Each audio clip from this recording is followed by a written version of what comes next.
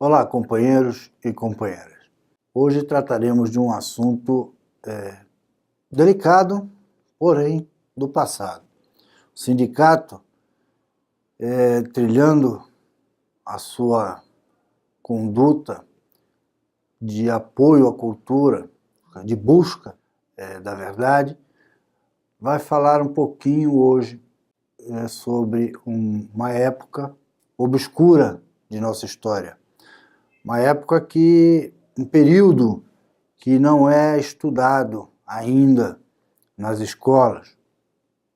Uma época de vergonha e que, por esta vergonha, talvez ainda não tenha alcançado a sociedade da forma como tem que alcançar, e sendo estudado como um evento cultural e histórico. Afinal de contas, aconteceu, e não foi o primeiro, não foi o primeiro golpe dado no Brasil. Todos os outros a gente já estuda. Esse ainda não está nos bancos escolares e ainda temos pessoas que, questionadas, não se lembram ou desconhecem alguns fatos. Ou pior que isso, tem pessoas que pedem a volta do regime militar, ou melhor, da ditadura militar ao Brasil. Eu falo do golpe militar perpetrado no nosso país em 1964 e que durou cerca aí de 30 anos, um pouco menos de 30 anos. E é um período obscuro. É engraçado que a gente até compare esse período com o período da Idade Média, em que a gente chama de Idade Escura, que pouco se sabe, pouco se conhece. A gente sabe de história antiga, a gente sabe de Roma, a gente sabe até o domínio de Roma em face da Europa, antes da Idade Média, durante a Idade Antiga, a história antiga, e da Idade Média se sabe muito pouco. É a mesma situação, sendo que, no caso da Idade Média, talvez por um retrocesso cultural, onde a escrita deixou de ser algo importante, por isso não se sabe muito. Aqui, durante o golpe militar, o que a gente sabe, apesar a escuridão, é provocada pela falta de vontade dos poderosos em dar conhecimento a quem mais sofreu e sofre as consequências daquele período nefasto.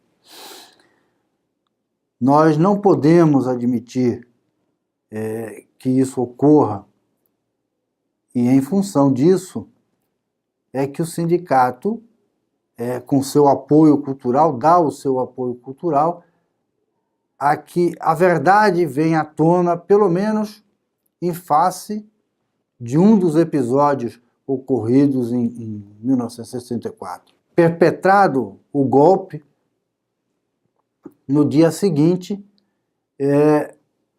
passou-se a prender todos aqueles que resistissem, ou que já vinham resistindo ao golpe. Ou melhor, que já vinham resistindo ao golpe, não, que já vinham na rua exigindo direitos sociais para o povo brasileiro. Esses eram, na época, os sindicalistas. A gente sabe como é que foi a história pregressa do golpe. Houve a renúncia de Jânio Quadros por conta de forças ocultas.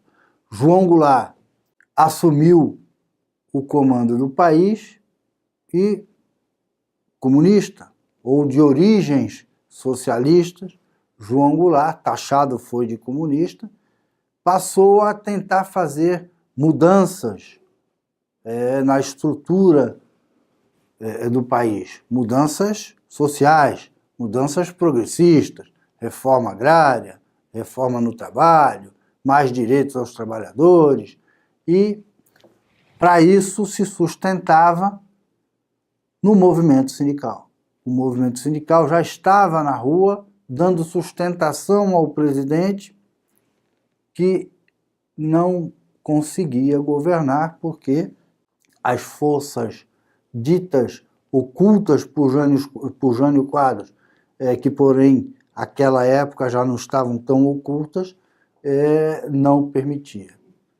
Perpetrado o golpe, a primeira vítima deste golpe, os primeiros a sentir a violência do golpe militar foram os sindicalistas, foi o movimento sindical.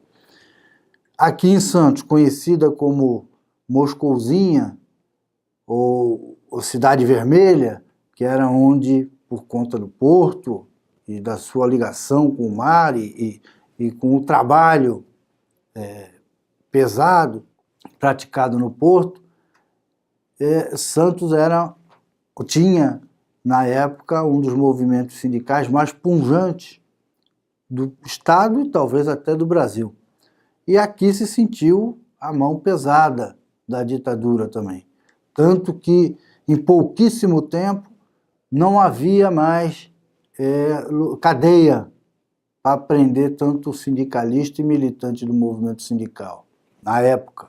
Portanto, por conta disso, foi que transformaram uma sucata, um navio sucata, que estava, na verdade, até de passagem, indo para o desmonte no Rio de Janeiro, o Raul Soares, o navio Raul Soares, foi transformado então em navio-prisão.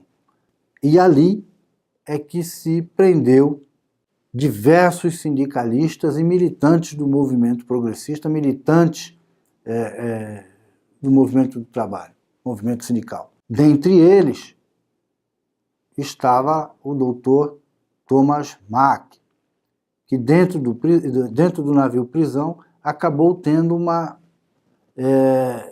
performance, se podemos chamar assim, mais heróica. Heróica em termos, porque quem está preso pouco heroísmo consegue fazer, mas ele conseguiu cuidar dos seus companheiros, trazendo um pouco, por ser médico, trazendo um pouco de conforto para quem sofria dentro do navio prisão, e conseguiu, com alguma inteligência, tirar até alguns de dentro do navio, dizendo ser possuidor ou ter uma doença contagiosa que ia pegar em todo mundo, enfim. Alguns saíram do navio prisão por conta disso. Estou contando essa história porque no dia 22 agora, continuando na trajetória de apoiar culturalmente e trazer a verdade, junto com a cultura, trazer a verdade sobre fatos obscuros da nossa história, nós estamos apoiando a reedição do livro do jornalista Francisco Aloisi, que escreve uma série de livros, vem escrevendo uma série de livros sobre o navio prisão, sobre essa época, esse pedacinho, essa época não, que foram 30 anos, tem muito mais coisa que a gente vai trazer, aí eu vou procurar trazer à tona, mas sobre esse pedacinho da história, sobre o navio Raul Soares, o jornalista Francisco Aloisi vem fazendo uma série de livros que expõe a verdade sobre aquele fato, que muita coisa se fala. Durante aquela época ainda se levaram jornalistas para mostrar como as pessoas detidas estavam lá passando férias, comendo bem, não conviviam em celas com água até o joelho, era tudo mentira. Então, nós estamos aqui trazendo a verdade, dizendo o quanto era torturado esses livros, né?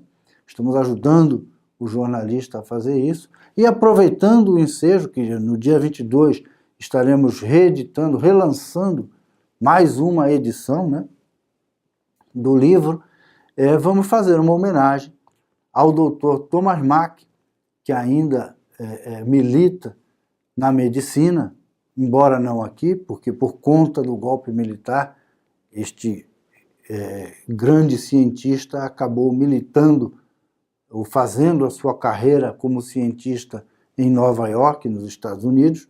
Lá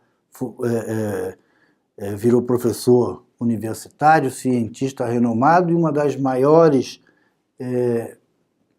inteligências em sua especialidade na área médica.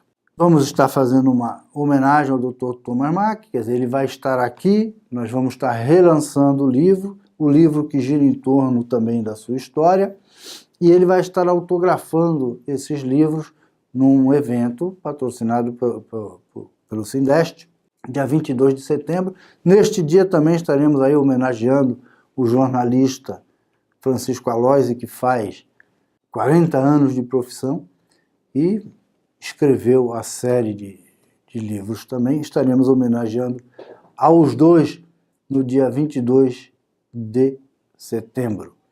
Portanto, fica aqui o recado do sindicato. Nós não podemos permitir que parte da nossa história seja omitida. Não é possível que a gente pergunte, que nós perguntemos para qualquer jovem que esteja aí andando pela cidade, ou fazendo a sua faculdade, ou trabalhando. Você conhece o Raul Soares? E ele fala que não conhece ninguém chamado Raul Soares.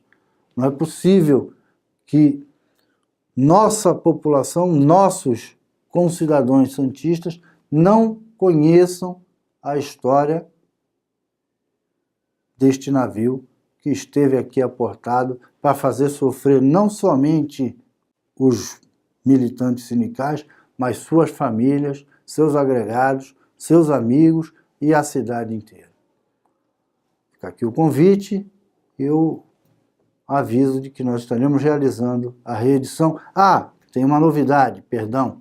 A novidade fica pela transformação, se podemos dizer, estaremos lançando também, aí já não é relançamento, não é reedição, é lançamento. Nós estaremos lançando, então, o roteiro do filme sobre o navio Raul Soares, baseado aí na história do Dr. Thomas Mack. Nós estaremos lançando o filme, esta é a grande novidade. É uma forma mais abrangente de fazermos com que não só a nossa população santista, mas toda a população brasileira tenha conhecimento de que em determinado período nós sofremos estas vilanias contra nós. E vejam vocês, eu estou falando de uma época em que não existia luta armada, não existia guerra, não existia desculpa para praticar aquilo que foi praticado. Os trabalhadores estavam nas ruas, os trabalhadores estavam em greve, os militantes sindicais estavam apoiando o então presidente João Goulart. Sim, tudo isso é verdade, mas é da política, é da liberdade. São classes buscando melhores condições de vida dentro do país. Isso é uma coisa normal, não é um ato de guerra. Não existia ato de guerra. O que acontecia aqui era um movimento político que foi reprimido com violência, com a violência que é peculiar ao pensamento neoliberal, ao pensamento que, infelizmente, se apossa hoje dos nossos governos também. Então, o que aconteceu foi exatamente isso, porque nessa época era trabalhador reivindicando melhores condições de vida, não de trabalho, de vida. E foram violentamente reprimidos, foram presos, tivemos as nossas entidades, todas elas com intervenção federal. Isso precisa ser sabido. Depois houve a luta armada, claro que houve, a gente apanhou tanto se apanhou que acabamos revidando. Se em 68, a partir de 68, a resistência passou a ser feita de forma diferente, foi porque não nos deram mais nenhuma outra forma, nenhuma outra esperança, nenhuma outra forma de luta. Então teríamos que bater pedra contra pedra. Isso foi depois, mais para frente, foi em 68. Em 64 não havia isso. e nós sofremos a violência até a hora em que nos rebelamos de forma mais contundente. Mas, enfim, o filme, o livro já conta, o filme deverá contar essa história, esse princípio de história que não tem guerra, não tem tiro, não tem... é apenas a história de sofrimento da classe trabalhadora sendo reprimida por um governo militar ou paramilitar. Neste filme, já estamos contando aí com a direção do Taná Corrêa, um grande dramaturgo e diretor aqui de Santos, com o Alexandre Borges também, vai estar lá no filme, e alguns outros grandes artistas globais até, estarão sendo convidados para fazer parte do filme, artistas aqui de Santos. Fica dado o recado e não se esqueçam, essa parte obscura deve vir à tona e o Sindeste busca a verdade. Muito obrigado.